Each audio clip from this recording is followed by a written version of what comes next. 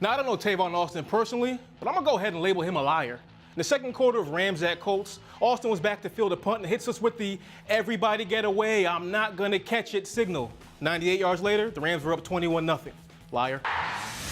After hauling in a high pass and landing on his head in the fourth quarter versus Seattle, Victor Cruz was ruled out for the game after suffering a concussion and a knee sprain. And to make matters worse, Pete Carroll challenged the ruling on the field of a catch, and he won, so the call was reversed. But being the gentleman that he is, Pete at least waited for Cruz to walk off the field before throwing the challenge flag. Not many saw this start coming from the Chiefs, and I'm going to guess Phillip Rivers didn't see this coming.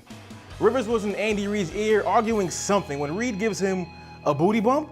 Look, I don't know what Rivers said to deserve that, and I don't think I want to know. To help us dissect tonight's draft lottery, we have Kevin Burke. Do you think there's any way the Nets would have passed on a franchise-changing guy like John Wall because of Devin Harris, who took them to all of 12 wins last season? Listen, that Nets team, that's not a 12-win Nets team. That was more like a 20-win Nets team. I compare him to a Brandon Roy / a Danny Granger, a guy who can play inside and out. He can handle the ball, put the ball on the floor, shoot the three. A little more well-rounded offensively than Iguodala, but at the same time, they're kind of the same player, but maybe you can package Iguodala. He's kind of been unhappy lately, so maybe he gets his way out of it. Greg Monroe is an anomaly. I mean, the guy's 6'10", 6'11". He can pass from the high post. They play the high-low game there. You got to get bigger, and a guy who can run. I mean, if Greg Monroe does not belong in Golden State, I have no idea who does. All right, good stuff, Kevin. We really appreciate the time. My pleasure. Can you do the John Wall on the way out?